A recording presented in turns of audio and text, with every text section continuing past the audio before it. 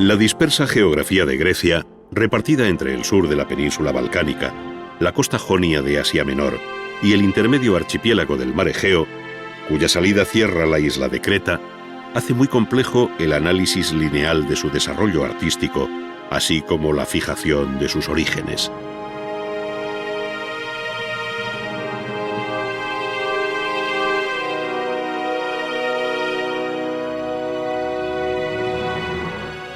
Sin embargo, desde que el arqueólogo alemán Heinrich Schliemann, buscando la tumba de Agamenón, descubrió en 1876 la necrópolis real de Micenas, y más tarde el inglés Arthur Evans excavó en 1900 el palacio de Knossos, en Creta, se viene aceptando que la civilización llamada cretomicénica fue la primera etapa de la historia de la cultura helénica.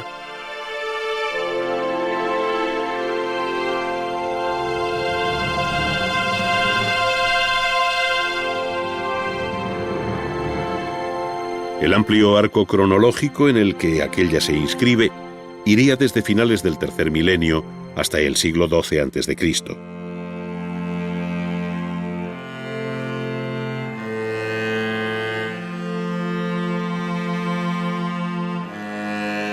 Vendría después la Grecia de Homero, esto es, la que coincide con sus célebres poemas conocidos como la Ilíada y la Odisea, que son los testimonios más vivos de un largo tiempo, tan oscuro como épico, en el que la realidad y el mito se entrecruzan para llenar el vacío vaso de la historia. La cerámica, llamada de estilo geométrico por el carácter de su decoración, pondría punto final a este periodo en el siglo VIII.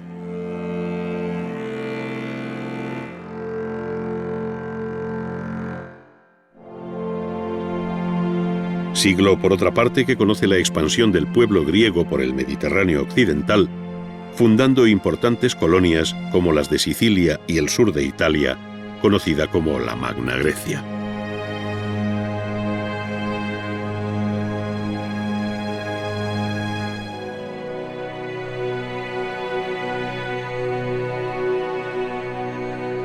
Sería a partir de ese momento cuando se produce el verdadero despertar del arte griego, haciendo evolucionar no solo sus formas cerámicas y decorativas, sino dando entrada a la escultura monumental en piedra con la gran familia de los Kuroi y Corés que datan de los siglos VII y VI. Fue también entonces cuando se define la polis como organización política y urbana y el templo como realidad en la que se resume la esencia de la arquitectura griega, conociendo luego una paulatina depuración formal y estilística bajo el período clásico. La fragmentación interna del imperio helenístico en varias monarquías tras la muerte de Alejandro en el año 323 reforzó el protagonismo de ciudades como Alejandría, Pérgamo o Rodas, que con sus talleres de escultura o nuevas realizaciones monumentales compitieron con la pujanza de Atenas, eclipsando su hegemonía en el campo de las artes, sin olvidar lo que en el mundo de las ciencias representaron nombres como los de Euclides en Alejandría o Arquímedes de Siracusa.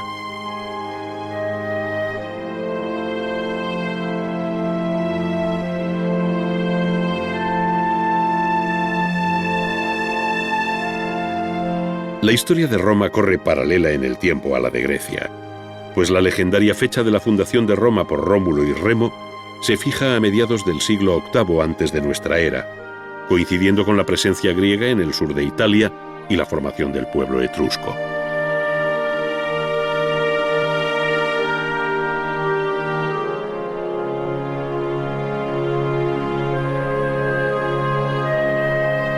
Este, entre los siglos VII y VI, alcanzó su máximo apogeo al ocupar las 2/3 partes de la península italiana, siendo entonces cuando Roma toma su nombre actual y llega a cuajar como ciudad. Pero en los últimos años del siglo VI, el Lacio y su capital, Roma, se rebeló y formó un estado independiente que llamó Res Publica, esto es, el nuevo régimen republicano, que puso fin al mandato de Tarquino el Soberbio como último rey de Roma. Se iniciaba entonces un periodo de expansión en el que Roma se impuso a los griegos ocupantes de Italia. Se enfrentó con Cartago por el dominio del Mediterráneo occidental e intervino en las guerras macedónicas que le dieron la llave para convertir en provincias romanas los viejos reinos helenísticos.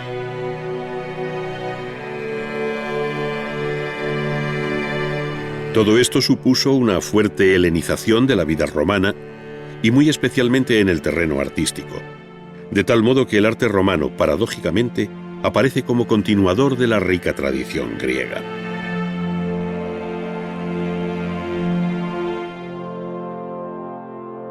Ello no quiere decir que la arquitectura romana no tenga personalidad, todo lo contrario,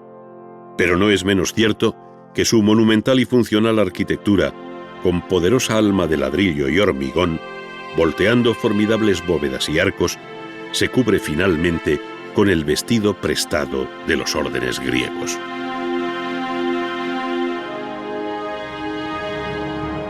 Otro tanto sucede con la escultura y pintura, donde los modelos y arquetipos vienen de la antigua Grecia libre y liderada por Atenas, de donde también proceden los numerosos artistas que ahora trabajan para Roma.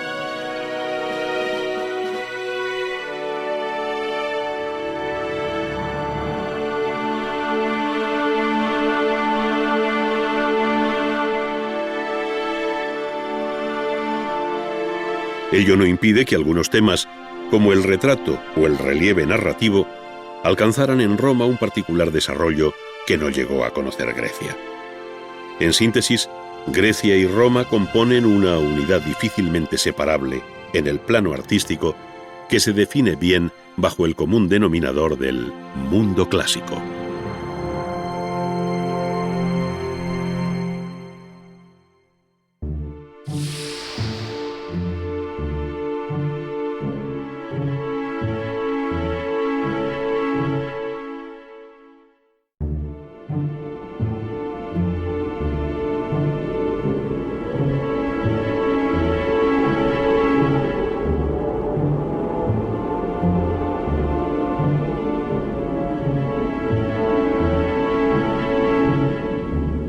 La historia de la arquitectura occidental, salvo la que se conoce como gótica, es heredera en gran parte de los conceptos de composición y construcción que se tejieron en la antigüedad clásica entre Grecia y Roma. De ahí la importancia de su conocimiento.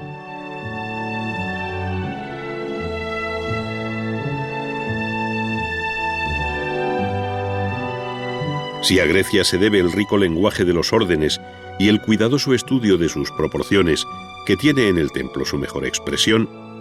Roma aportó una extraordinaria técnica constructiva basada en el uso del arco y la bóveda, al tiempo que utilizaba materiales como el ladrillo y el hormigón, cuya modesta apariencia se revestiría luego con vistosa piel de mármol.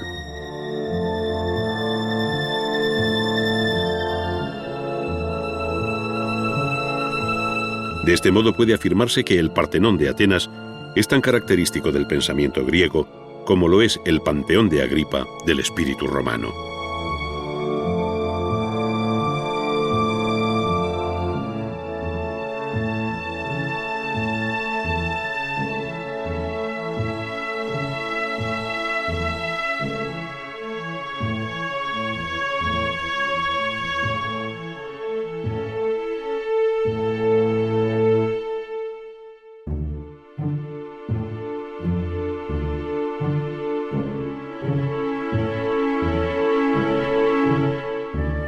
El apasionante capítulo de la arquitectura griega tiene como preámbulo obligado la cultura cretomicénica,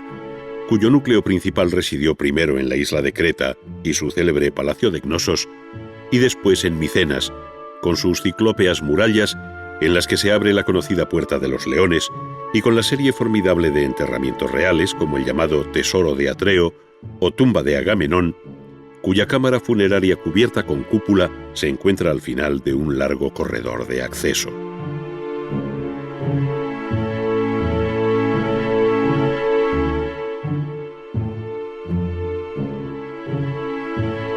Después de aquella etapa entre homérica y heroica, se fue conformando en el período arcaico, entre los siglos VIII y VI a.C., la arquitectura que puede llamarse propiamente griega. Si bien participaron en este proceso pueblos muy distintos, cuya localización geográfica incluiría principalmente la península balcánica, las islas del mar Egeo y la costa jonia de Asia Menor.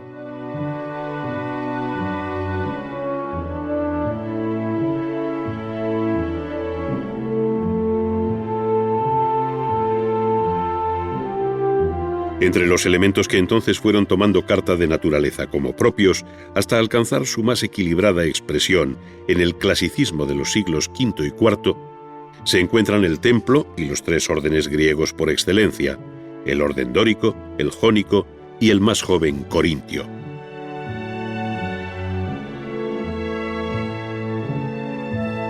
Finalmente, en el llamado período helenístico, la arquitectura siguió evolucionando hacia formas cada vez más libres y barrocas, como todo el arte griego en general.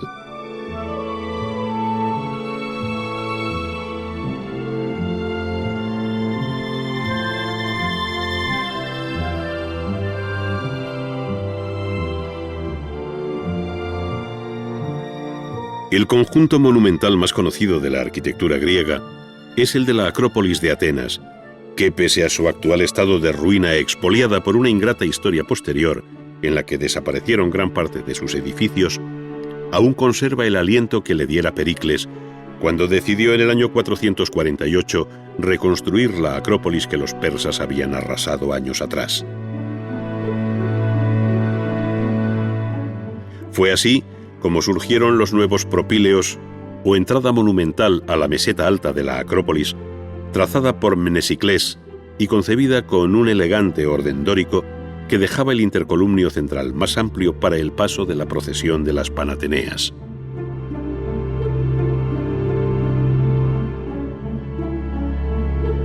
Dominando la subida a los propíleos, se hizo poco después el pequeño templo jónico de Atenea Nike, o Atenea Victoriosa,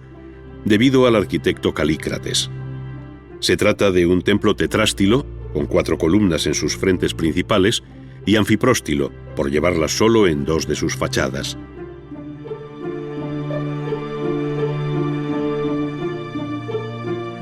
Más compleja resulta la composición del templo de Erecteo, o Erecteion, donde aparece en uno de sus costados la famosa tribuna de las Cariátides, que cargan sobre su cabeza el pesado entablamento jónico sin friso, haciendo las veces de las columnas.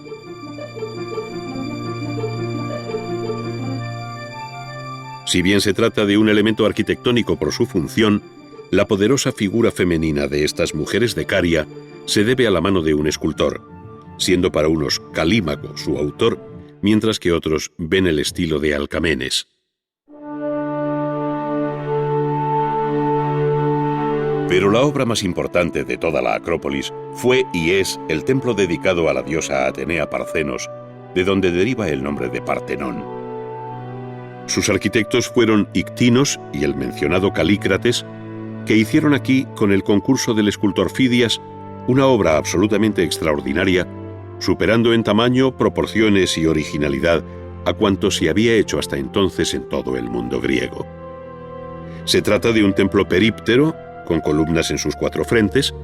octástilo, por tener en sus fachadas principales 8 columnas, y de un refinadísimo orden dórico, el orden griego por excelencia. Sus dimensiones y proporciones están cuidadas, incorporando correcciones ópticas a fin de evitar monotonía y distorsiones visuales. Así, por ejemplo, todas las líneas teóricamente horizontales están curvadas en arco, y los ejes de las columnas no son rigurosamente verticales, sino que están desplomados hacia el interior.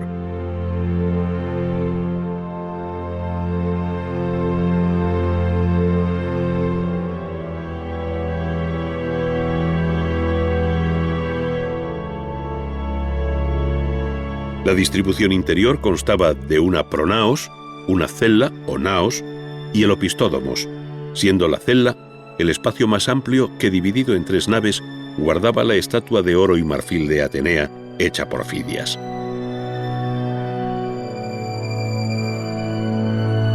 A este escultor y su taller se deben también los 2 frontones, las 92 metopas entre los triglifos del friso exterior y el extraordinario relieve alrededor de la cella, con la procesión de las Panateneas. Toda la obra está hecha en mármol del Pentélico y su construcción duró 9 años, dándose por terminada en la fiesta de las Panateneas del año 438, a falta tan solo de algunos de sus relieves, cuya culminación definitiva se retrasaría todavía algún tiempo.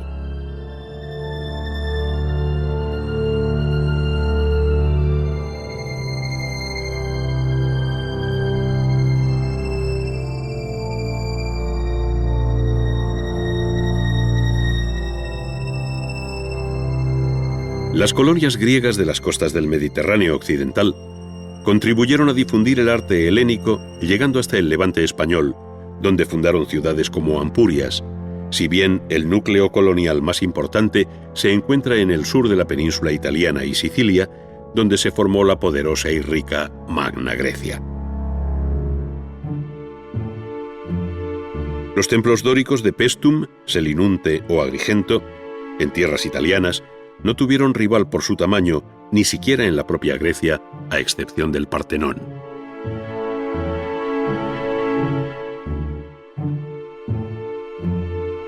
Mientras que los griegos ocupaban el mediodía de Italia, otro pueblo, el etrusco, fue extendiéndose por la península hasta que la alianza de griegos y romanos puso fin a su expansión. Su arquitectura la conocemos a través de lo que Vitruvio recoge en su tratado, así como por los restos arqueológicos y la serie de tumbas que, como las de Cerveteri, reproducen el interior de la vivienda privada.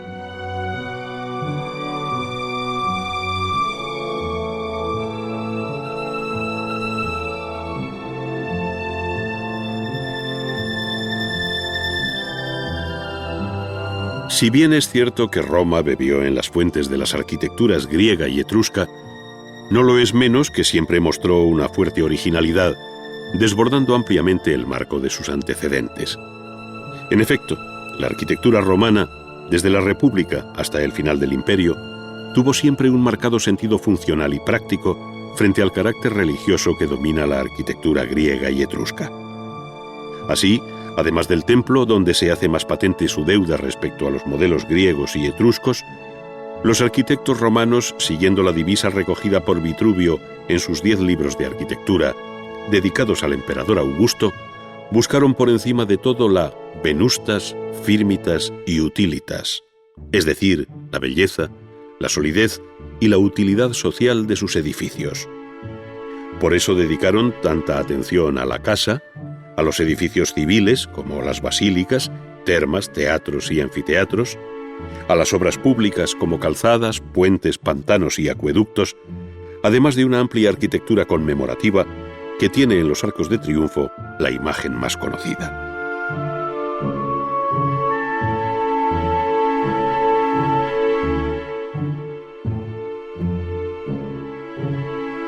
La propia ciudad estuvo sometida a un plano de racionalidad geométrica presidido por el foro, que actuaba a modo de plaza mayor, reuniendo en su entorno al templo, la basílica y el mercado, y dejando amplias y regulares manzanas para las casas que se desarrollaron en torno al atrio y un peristilo a la griega con sus jardines.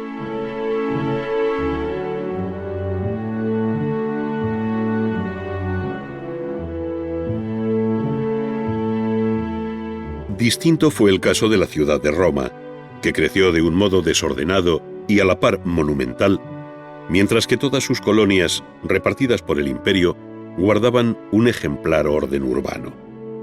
Una de sus 7 colinas, la del Palatino, albergó los palacios imperiales, teniendo a sus pies el Circo Máximo y a la espalda el Coliseo, construido sobre el lago artificial ideado por Nerón para su Domus Aurea.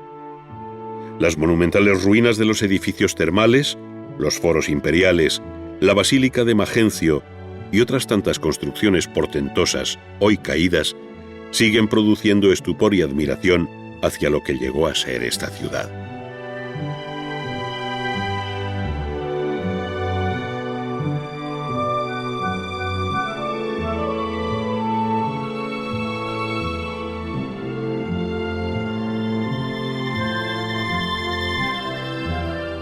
De toda la arquitectura monumental de Roma, perteneciente a la época del Imperio, solo nos ha llegado un edificio completo, a pesar de la dificultad de conocer su origen cierto y de su posterior conversión en iglesia cristiana. El Panteón. La obra fue comenzada por Agripa en el tercer año de su consulado, como dice la inscripción de su fachada, pero la obra, tal y como la conocemos hoy, especialmente el gran cuerpo cilíndrico, bajo una bóveda hemiesférica, data de la época de Adriano. El emperador filósofo debió de utilizar para esta obra los servicios de su arquitecto Apolodoro de Damasco y se levantaría entre los años 115 y 127.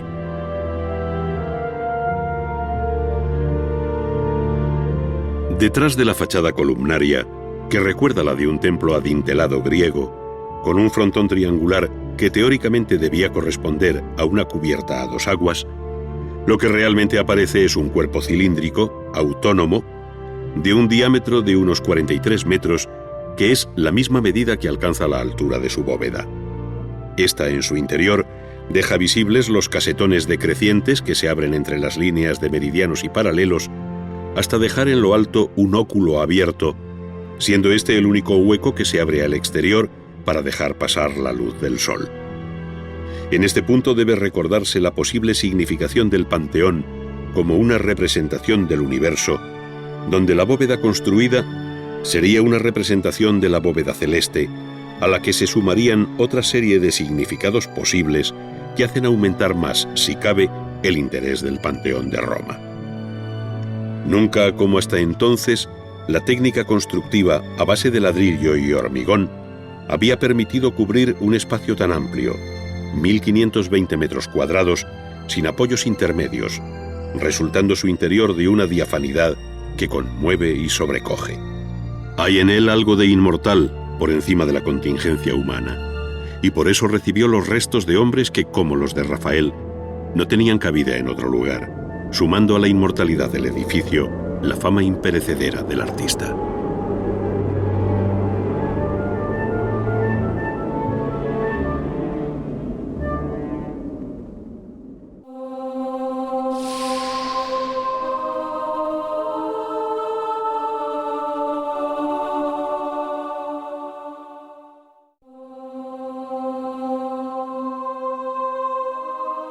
La escultura clásica, en sus dos episodios, griego y romano, anticipó el futuro de la escultura occidental al fijar sus conceptos básicos. Si bien es cierto que Grecia fue la gran creadora, se debe a Roma el interés, asimilación y copia de las grandes obras griegas, pasando al mármol originales en bronce que hoy, salvo excepciones, como el auriga de Delfos, se han perdido. Por ello resulta indisociable el estudio de la escultura griega y romana, ya que el conocimiento de la primera tiene lugar a través de versiones romanas cuyo grado de fidelidad respecto a los modelos desconocemos.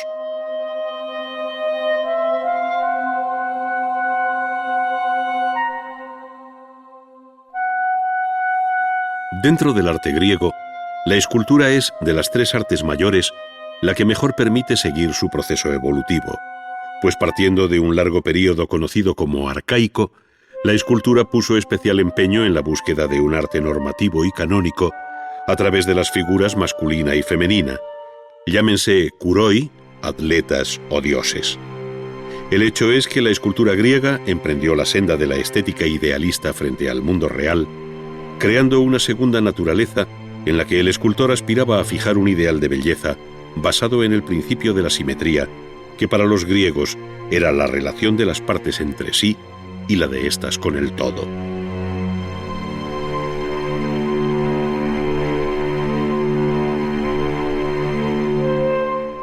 En la primera Eneada, del neoplatónico Plotino, se resume bien lo que entendía la cultura clásica como bello. Es voz común que la belleza visible es fruto de la mutua simetría de las partes entre sí y en relación al todo, unida a la vistosidad de los colores, de manera que en este caso, y universalmente en todos los casos, ser bello es ser simétrico y proporcionado.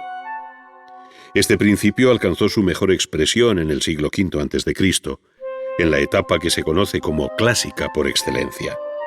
Son los años de Mirón, Fidias y Policleto.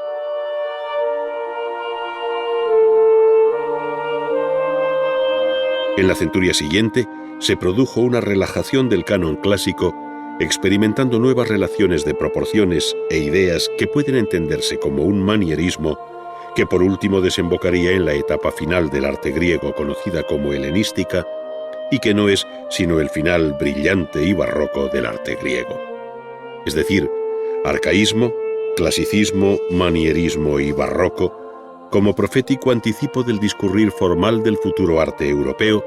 y como señal evidente de la originalidad e independencia del arte griego con respecto a todos los procesos artísticos conocidos hasta entonces.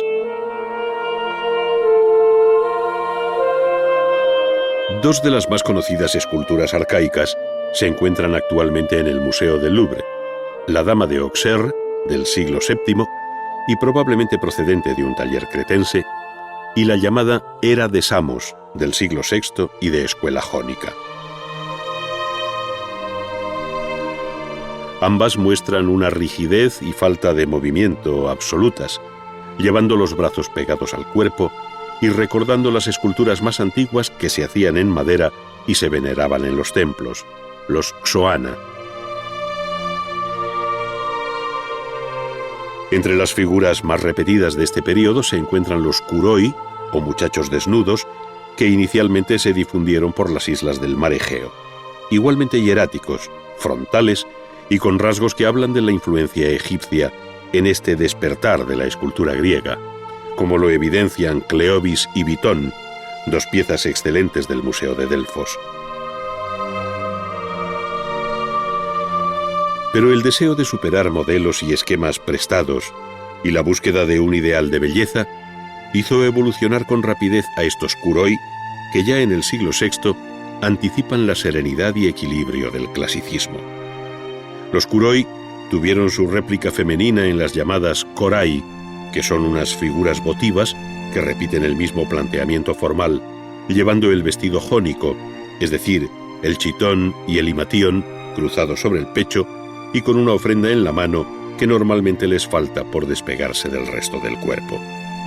Sus rostros son inconfundibles por la expresiva sonrisa arcaica que se observa en otras muchas esculturas de este período.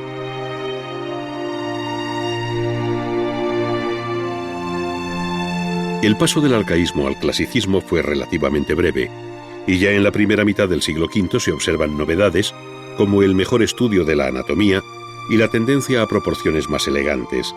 si bien aún subsiste cierto embaramiento que resta naturalidad a las esculturas, como le sucede al efebo de Critios. Si se compara este con el Doríforo de Policleto, cabe apreciar el profundo cambio experimentado en unos pocos decenios. En el Doríforo, conocido también como el Canon, por ser el modelo en el que el autor compendiaba las medidas óptimas e ideales del clasicismo, Policleto no solo fijó minuciosamente la relación proporcional de cada una de las partes del cuerpo, cuya altura total era la de 7 cabezas, sino que imprimió un leve movimiento a esta figura en marcha que llevaba sobre el hombro una lanza, de ahí su nombre, Doríforo.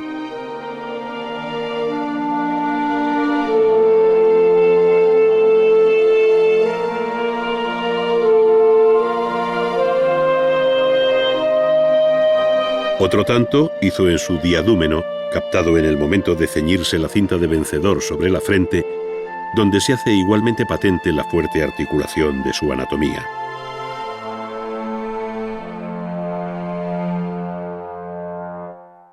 Ahora bien, el movimiento, incluso el que exige el violento esfuerzo de un atleta, como el discóbolo de Mirón,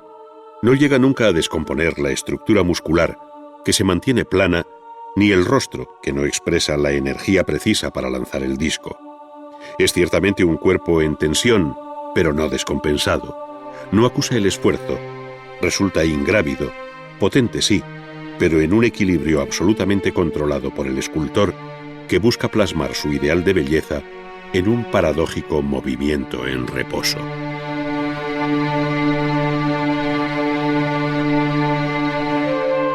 Contemporáneo de Policleto y Mirón, y activo en la segunda mitad del siglo V a.C.,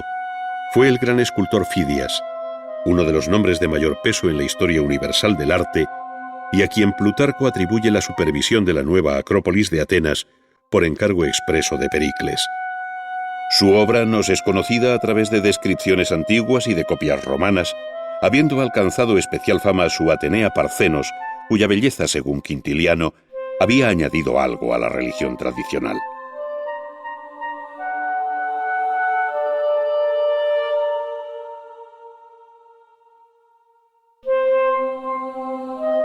Pero el conjunto que mejor permite hoy captar el arte insondable de Fidias es el que se concibió para vestir la arquitectura del Partenón en sus frontones, metopas y gran friso interior, si bien por desgracia apenas queda nada in situ, debiendo buscar sus fragmentarias piezas en distintos museos de Europa. En los frontones, según atestigua Pausanias, se narraba el nacimiento de Atenea y la disputa de Atenea con Poseidón por el dominio de la tierra, cuyas figuras son exentas y en las que cabe contemplar aquella técnica llamada de los paños mojados que Fidias utilizó prodigiosamente para hacer ver bajo las ropas las formas llenas del cuerpo femenino.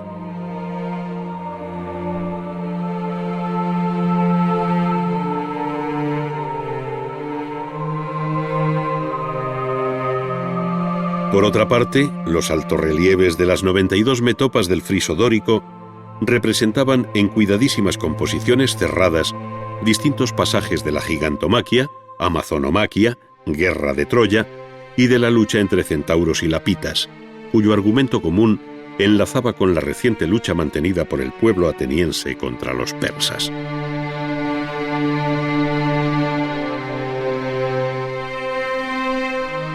En Atenas, las fiestas anuales de las Panateneas tenían cada 4 años una especial solemnidad. Era la Gran Panatenea, siendo este el argumento que Fidias desarrolló en bajorrelieve en el friso exterior de la cella del Partenón, una de las obras cumbre de toda la historia de la escultura.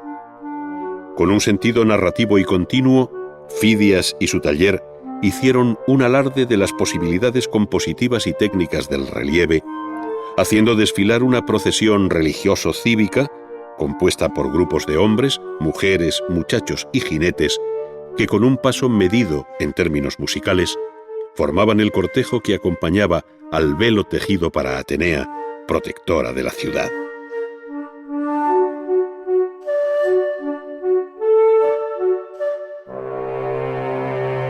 El deseo de superación y búsqueda del arte griego se pone de manifiesto en los continuos cambios que se observan con el paso de los años, de tal modo que el propio arte de Fidias se vio pronto rebasado por las propuestas de escultores más jóvenes como Praxiteles, Scopas y Lisipo. Estos buscaron un canon más esbelto para la figura humana, mayor movimiento en la composición, al tiempo que abordaron el desnudo femenino, como deja ver la serie de variantes que conoció la diosa Venus, tantas veces copiadas en los talleres romanos, siendo este uno de los temas recurrentes del período helenístico, al que con el interés por lo anecdótico propio de este momento, no dudaron los escultores añadir otras figuras formando curiosos grupos.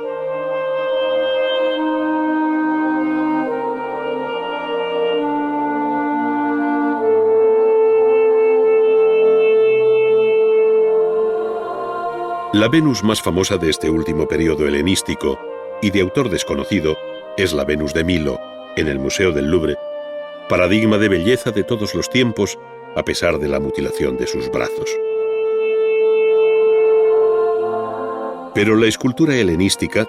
cuya duración en el tiempo se fija entre la muerte de Alejandro Magno y la conversión de Grecia en provincia de la República Romana en tiempos del Principado de Augusto, tuvo otras muchas facetas ligadas a distintas escuelas, destacando la de Rodas con la victoria de Samotracia, donde es evidente la herencia de Fidias y la mencionada técnica de paños mojados que dejan ver el atractivo cuerpo de la Victoria alada,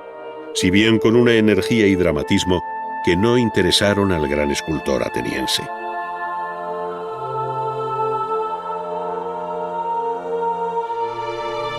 Otra de las obras más conocidas de esta escuela de Rodas es el magnífico grupo de Laoconte, cuyo original en bronce conocemos a través de la copia romana hallada en 1506. La escultura se atribuye, según Plinio, a 3 artistas, a Gesandro, Atenodoro y Polidoro, quienes recogieron no solo el dolor físico de Laoconte, sino el sufrimiento interior al ver morir a sus hijos por culpa suya, al ser castigado por Apolo. El grupo original debe ser de finales del siglo III o principios del siglo II antes de nuestra era. Fue una de las obras más representativas y barrocas de la escultura griega por su realismo dramático. La fuerza, el movimiento violento, la expresión dramática y la descripción realista de cuerpos y objetos caracterizaron buena parte de la escultura helenística, siendo la escuela de Pérgamo la que encarna igualmente esta tendencia en los relieves del altar de Zeus, hoy en un museo de Berlín, donde se cuenta la terrible lucha entre los dioses y los gigantes. Qué lejos quedan las planas musculaturas de Policleto y Mirón, pero sin ellos hubiera sido imposible llegar hasta aquí.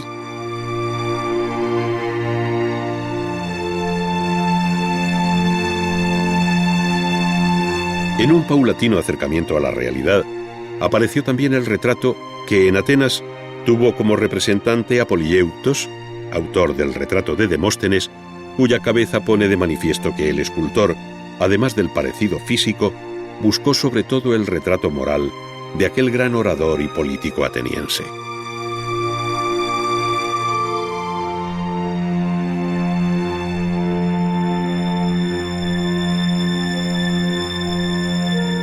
La influencia de la escultura griega fue grande en toda el área mediterránea, siendo los propios etruscos especialmente sensibles a su arte, que con un cierto retraso repite desde las fórmulas propias del arcaísmo, con su sonrisa y pliegues geométricos de las ropas, hasta los desenfadados modelos alejandrinos. Desde el punto de vista técnico, la mayor diferencia estriba en que los etruscos trabajaron con especial habilidad el barro cocido, con el que hicieron obras prodigiosas, sin que por ello desconocieran la técnica de la fundición del bronce en hueco, con la que se hicieron extraordinarios animales, como la conocida quimera de Arezzo, o figuras de una gran naturalidad como el arringatore, vestido con una toga, y cuyo realismo adelanta una de las constantes del arte romano.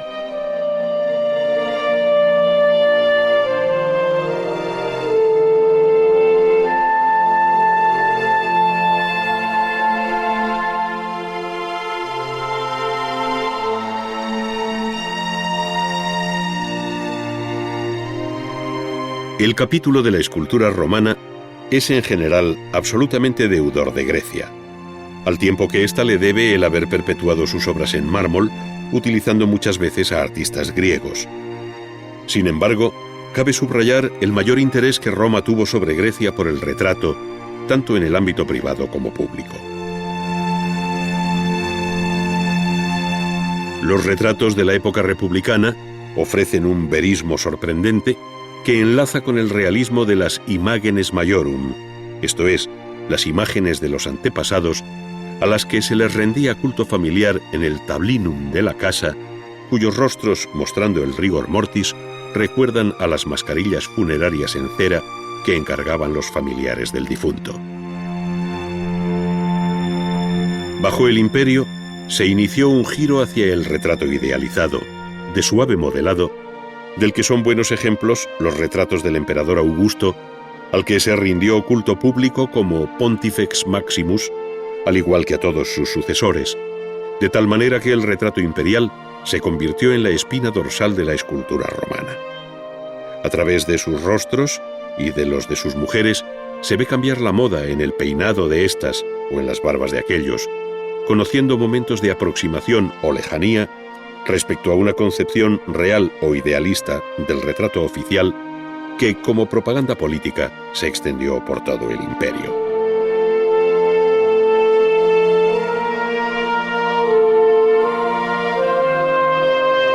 En relación con el relieve, la escultura romana alcanzó su más alta cota con los relieves que visten exteriormente el Ara Pacis,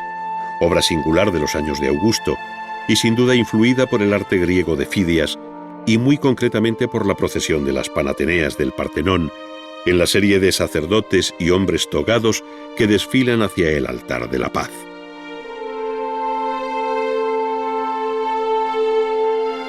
Por otra parte, la columna trajana ofrece una solución original al desarrollar en espiral, con un sentido narrativo e histórico, las campañas militares de Trajano en las fronteras del imperio, dejándonos muchos datos del mayor interés por la minuciosidad descriptiva de todas sus escenas.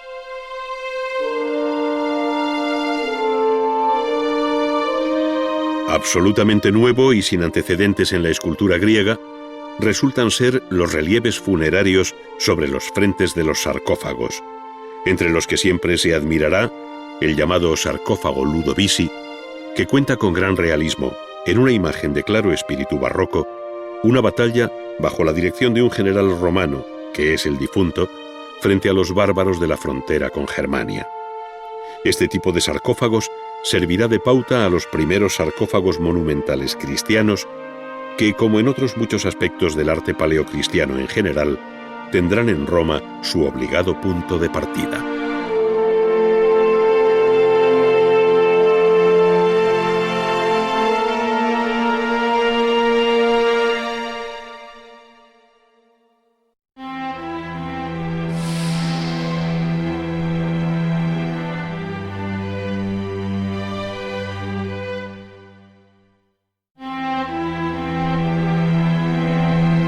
La pintura griega tiene también lejanos antecedentes en la cultura cretense, donde la decoración mural nos ha permitido conocer movidas escenas de tauromaquia y la forzada representación de la figura humana que evidencia influjo egipcio, además de las conclusiones que cabe extraer de la decoración pintada en las distintas piezas cerámicas halladas en las excavaciones, como la conocida crátera micénica de los guerreros del siglo XIII a.C.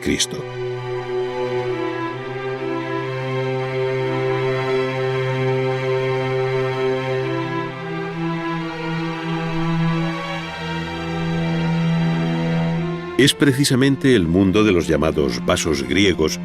el que permitirá conocer lo que fue la antigua pintura griega, pues perdidas las obras maestras de los grandes pintores como Polignoto o Zeuxis, tan celebrados en su día por los autores clásicos, hemos de contentarnos con descubrir su reflejo en la cerámica pintada, donde alfareros y pintores crearon un capítulo propio de extraordinaria belleza dentro del arte griego, tanto por la forma de las piezas como por las escenas pintadas.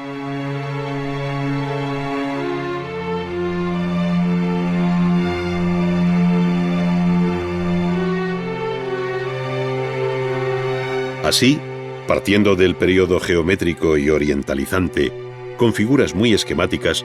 las superficies de los vasos griegos se convirtieron en campo apropiado para la representación de todo tipo de escenas, mitológicas, de costumbres, deportivas, eróticas, etc., que estilísticamente siguieron el curso general del arte griego a través del arcaísmo, clasicismo y periodo helenístico.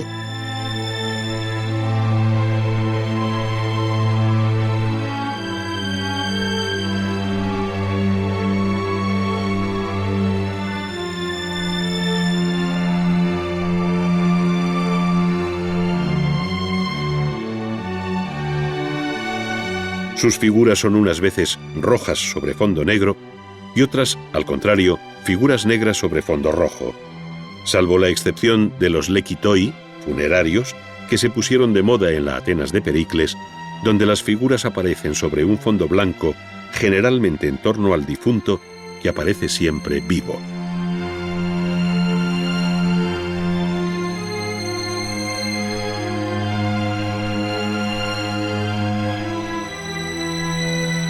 En todos los casos,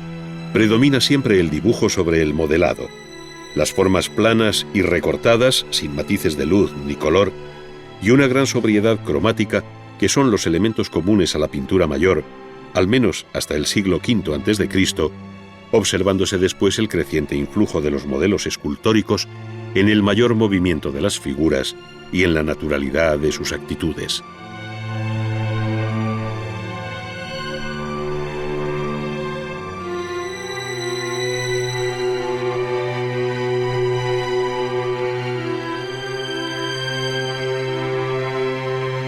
A partir de entonces, la cerámica siguió decorándose sobre estos viejos esquemas, al margen de la gran revolución que introdujo uno de los pintores más famosos de todos los tiempos, Apeles, un verdadero mito dentro de la historia de la pintura, retratista de Alejandro Magno, pero de quien, sin embargo, no nos ha llegado obra alguna. Sabemos que utilizó la cera y que empleó 4 colores que matizaba con el claroscuro.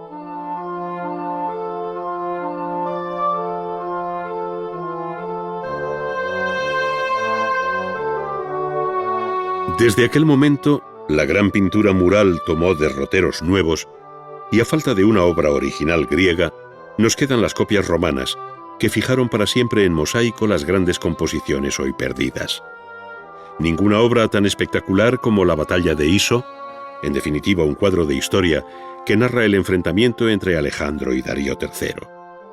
La copia en mosaico fue encargada en el siglo II a.C. por el propietario de la Casa del Fauno en Pompeya, a quien le interesó tener una réplica de un famoso original griego del siglo IV, muy probablemente contemporáneo de Apeles, atribuyéndose su autoría a Filoxenos de Eretria. La imagen es muy elocuente acerca de la composición, escorzos, movimiento y dramatismo que, preludiando el arte helenístico, deja muy atrás al clasicismo de los años de Pericles.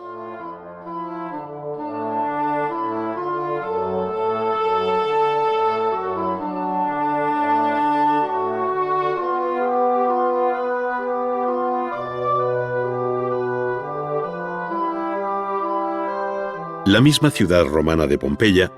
ha conservado entre sus pinturas murales copias de originales griegos, como la magnífica escena de la liberación de Andrómeda por Perseo, pintada en el siglo I en la casa de los Dioscuros, pero cuyo original se debe al pintor griego Nikias y data de la segunda mitad del siglo IV a.C. La proporción del atlético cuerpo de Perseo se ajusta al canon fijado por entonces por el escultor Praxiteles, para quien la altura ideal del cuerpo humano era de 8 cabezas, es decir, una figura más esbelta que la creada por Policleto años atrás.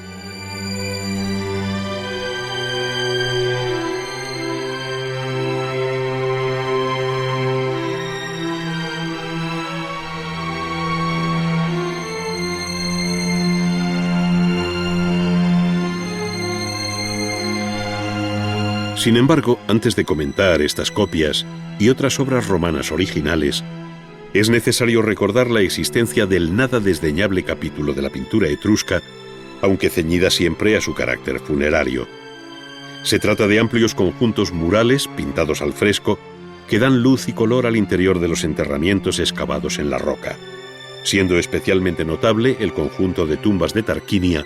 la ciudad más antigua de Etruria. Paradójicamente, en estas pinturas todo es vitalidad, aunque se trate de banquetes y danzas funerarias, de tal manera que entre el movimiento de las figuras y la alegría del color, asistimos a escenas muy expresivas de la vida etrusca que entre los siglos V y IV a.C. conoció su edad de oro pictórica.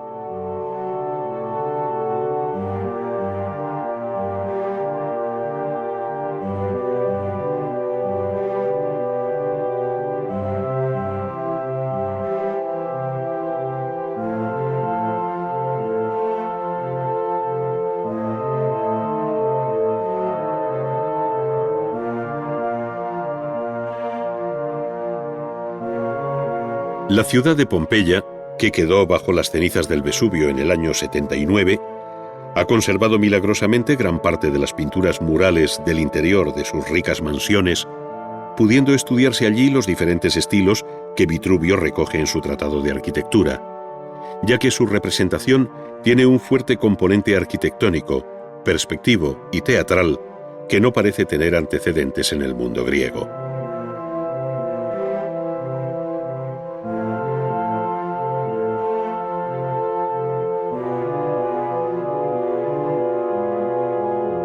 Sobre estos muros se hicieron también copias libres de célebres composiciones griegas,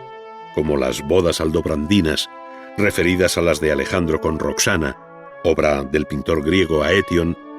o el Sacrificio de Ifigenia, cuyo original se atribuye a Timantes y se pintó para la llamada casa del poeta trágico de Pompeya.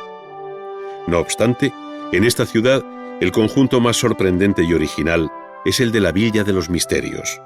una de las cimas del arte clásico por la serena belleza de su composición y el movimiento de sus figuras, destacando la gracia, cadencia y ritmo con los que bailan algunas de las protagonistas de estos misterios dionisíacos.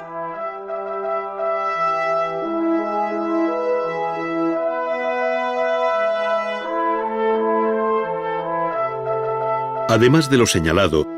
la pintura romana abordó todos los géneros pictóricos posibles, desde el paisaje hasta el bodegón, pero tuvo especial relevancia, al igual que había ocurrido en el campo de la escultura, el retrato. En este campo también fue Pompeya la que nos legó los mejores ejemplos conocidos, como el de la pareja formada por el panadero Paquio Próculo y su esposa, en una estudiada pose que coincide con la de otros retratos contemporáneos. Su realismo y silenciosa mirada, acusadamente abierta y frontal, vinculan estos retratos con los de carácter funerario que tanta fama dieron a los talleres de El Fayum, en Egipto. Sin embargo, se perciben en los de Pompeya una melancolía, un pathos muy característico, que se diría de ascendencia griega, según se ve en la mirada dulce de la llamada poetisa de Pompeya, que repite el consabido gesto del llevarse el cálamo hacia los labios, mientras que sostiene en la mano izquierda las tablillas en las que apunta sus anotaciones.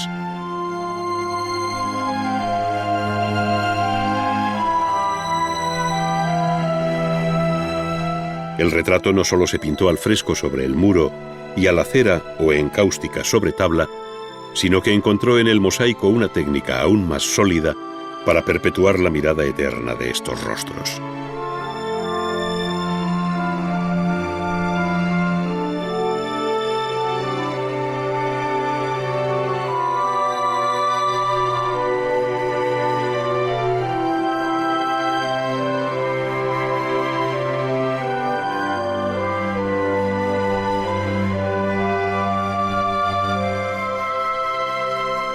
Finalmente, cabe añadir que el mosaico participa de la misma visión pictórica,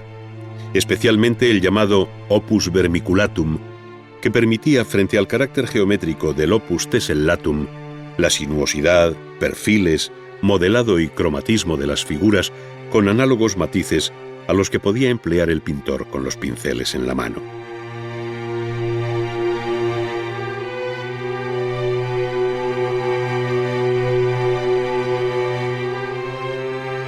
Así, no solo se copiaron en mosaico obras pictóricas conocidas, sino que se creó un mundo formal en el que se representó la vida diaria, se escenificaron los grandes mitos, se captó el mundo del teatro, la afición a la caza, etc., no dejando asunto grande o pequeño sin tratar, al tiempo que ejecutó un sinnúmero de temas simplemente decorativos que muchas veces constituían el motivo o emblema central de un mosaico geométrico.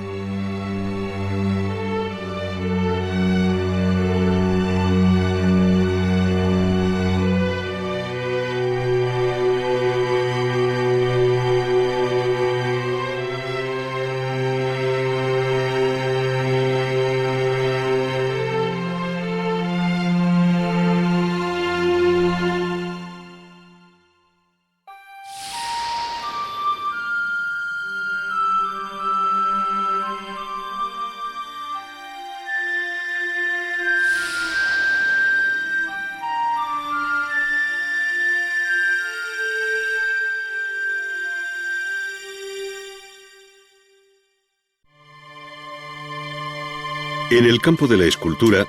la llamada talla directa tiene frente al modelado una especial consideración reconocida por los propios maestros del gremio.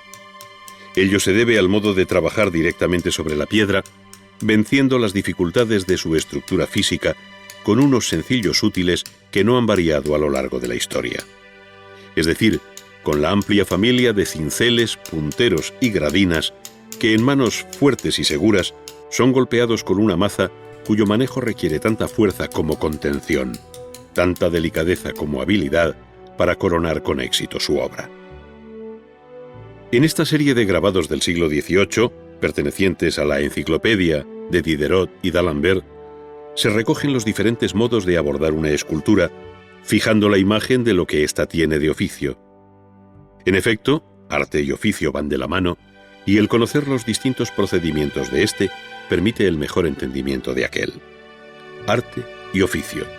En definitiva, se visualizan aquí los distintos pasos vividos históricamente en los talleres de escultura, donde maestros, oficiales y aprendices se comunicaron sus conocimientos, los secretos del oficio,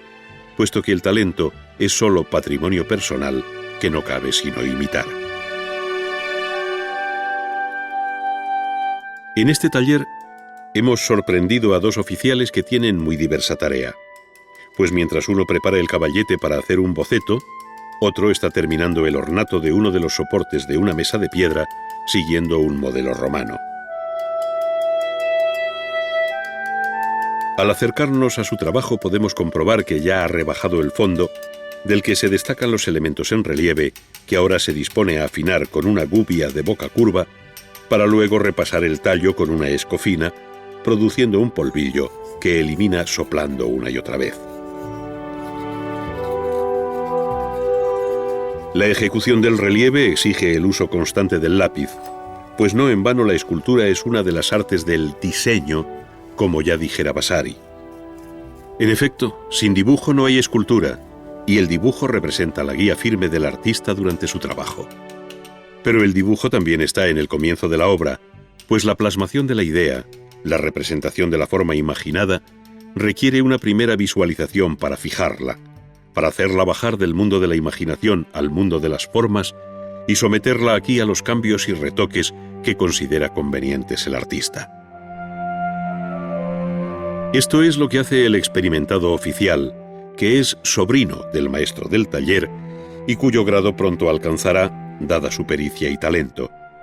Está haciendo unos croquis previos, tanteando la composición y detalles de los jinetes y caballos que se propone plasmar en relieve y apurando el dibujo hasta extremos de gran belleza que el espectador nunca conocerá. Es decir, detrás del gran escultor se esconde siempre un excelente dibujante. El paso siguiente consiste en llevar a la piedra el dibujo de los jinetes para darle el tamaño definitivo que va a tener el relieve. Estamos en una fase en la que el escultor solo vive por y para aquel fragmento inerte del que se hace amigo y cómplice, señalando las líneas generales de la composición,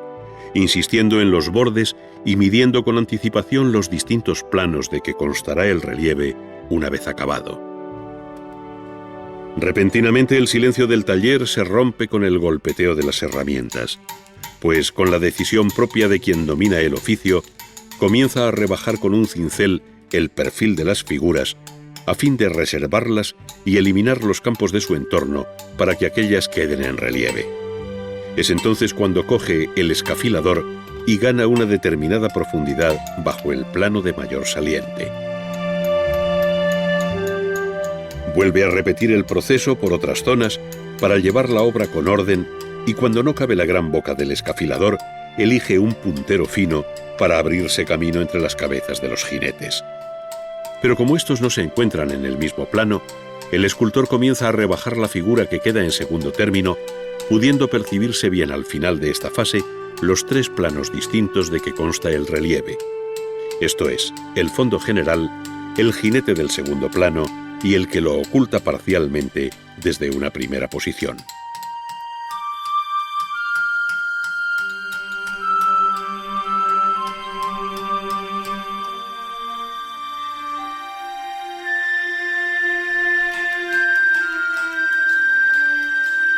Entretanto, su compañero, que tiene encomendadas tareas de tipo ornamental, está trabajando un capitel o ménsula con hojas que recuerda a los prototipos góticos. Cambiando la gubia por la media caña y esta por el cincel o la gradina según requiera la fase de trabajo en que se encuentre, no deja de utilizar el lápiz, como ya hiciera anteriormente, para marcar en la piedra los perfiles y aristas de las hojas, a fin de no perder la referencia básica del modelo que también ha dibujado con anterioridad.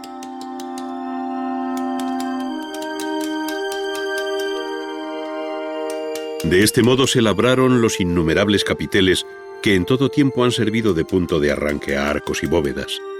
pues se trata en este caso de un capitel ménsula en ángulo que irá embebido en el muro de un claustro, por lo que sus lados están cortados a escuadra para poderlo aparejar con los sillares inmediatos, mientras que las caras posteriores tan solo están desbastadas. La vinculación del relieve, y muy especialmente del relieve monumental con la arquitectura, ha sido siempre muy estrecha, siendo incluso sus útiles prácticamente los mismos que secularmente han utilizado los canteros. Por ello, el conocimiento de la piedra, de su dureza y posibilidades de acabado, del tipo de corte del bloque, de la mano buena y de su ley, le es familiar al escultor que, como se cuenta de Miguel Ángel, siente ya el pálpito de su próxima obra ante el sólido capaz sobre el que ha de trabajar. Sobre piedra caliza, mármoles y areniscas, sin excluir ahora otros tipos de piedra natural, se han hecho obras prodigiosas dentro del ámbito del relieve. La historia del arte ha contemplado obras maestras no solo en la Edad Media con relieves como los románicos de Silos, sino que la antigüedad nos ha dejado una insuperable lección plástica de un refinamiento difícil de alcanzar, como puede ser el relieve asirio o egipcio. Dioses, héroes y animales han nutrido secularmente la imaginación del artista, que tomó del natural sus apuntes para captar la vida y la muerte del ser vivo. Naturaleza y vida es el reto que el escultor se propone vencer, pues a diferencia de los relieves decorativos, cuya belleza se limita a la correcta ejecución de sus temas ornamentales, en este grupo de jinetes debe haber acción, movimiento, expresión, y ello no cabe posponerlo por más tiempo. De ahí que el escultor se identifique cada vez más con su trabajo, tallando la piedra con orden, sí,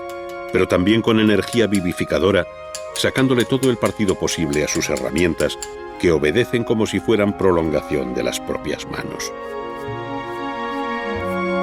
Ha llegado el momento de comenzar el modelado interior de las figuras. De aquí que el cambio de herramienta sea continuo, el cincel para cortar, la escofina para afinar las superficies, la gubia para abrir largas cuencas, la gradina, con su inconfundible huella estriada, para morder esta piedra caliza de compacta estructura, y por encima de todo el lápiz, siempre el lápiz, para repasar y fijar las formas. De este modo la línea se vuelve volumen y el antiguo dibujo plano va cobrando un valor tridimensional.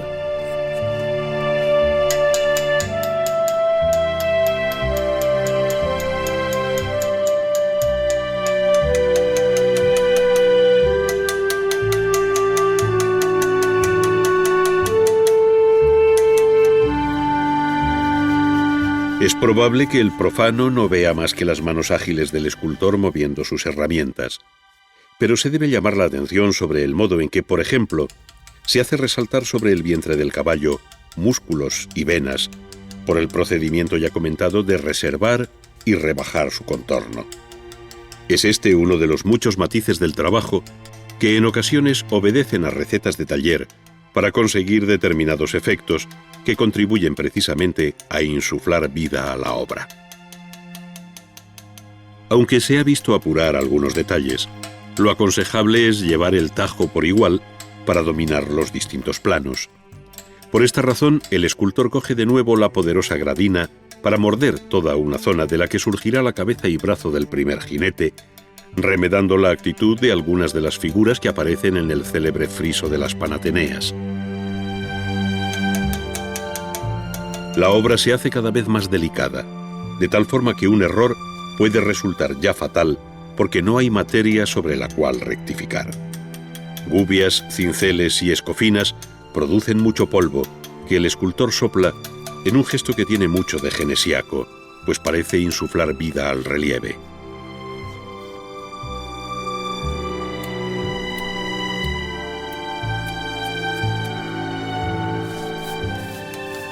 La posición de la herramienta, perpendicular al plano del fondo o en paralelo, permite efectos distintos, siendo uno de los más importantes el rebaje posterior de las formas, en su encuentro con otro plano, de tal manera que proyecten sombra sobre el fondo. No se puede olvidar que la obra terminada y que no posee luz propia, debe contar con la que recibe de un modo natural. Por eso decía con razón el gran escultor Rodin: «Dadme una bella forma y os daré una bella sombra». Es aquí donde empiezan los efectos pictóricos del relieve, con sus matices de luz y sombra, con su escala de grises, que hacen de esta manifestación artística una de las más complejas y refinadas de toda la historia del arte.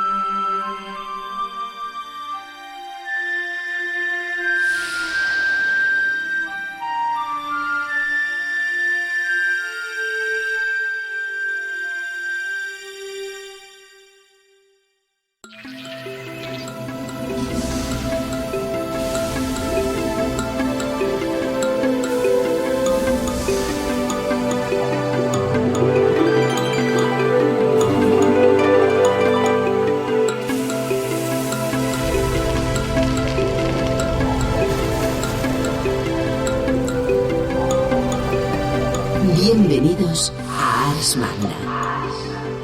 un viaje por la historia del arte en 10 capítulos.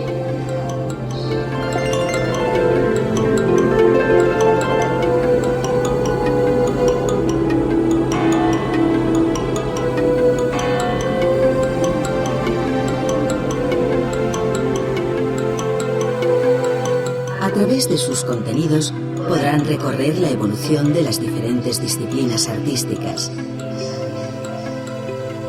conocer el arte producido en los 5 continentes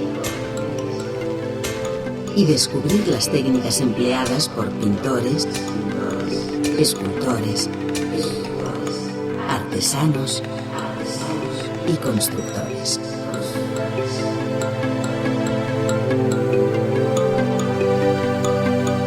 Disponen de 2 opciones de navegación: el acceso lineal, que permite visualizar los contenidos de cada disco sin interrupción alguna, y el modo interactivo, que posibilita la selección de secuencias audiovisuales en el orden apetecido.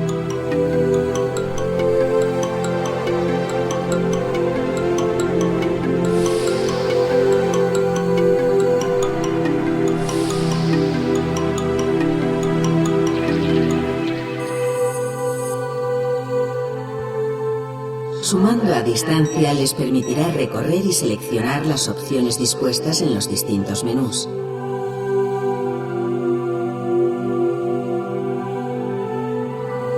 Interrumpir la secuencia elegida para acceder al menú o exposición audiovisual siguiente.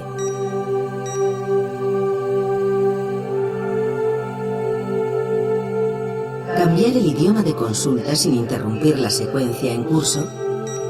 Change the language sense interrompre la seqüència en curs.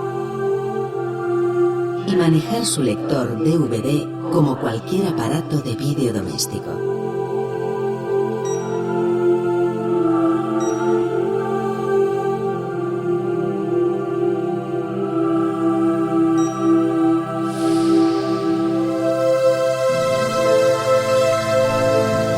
Les deseamos un grato viaje.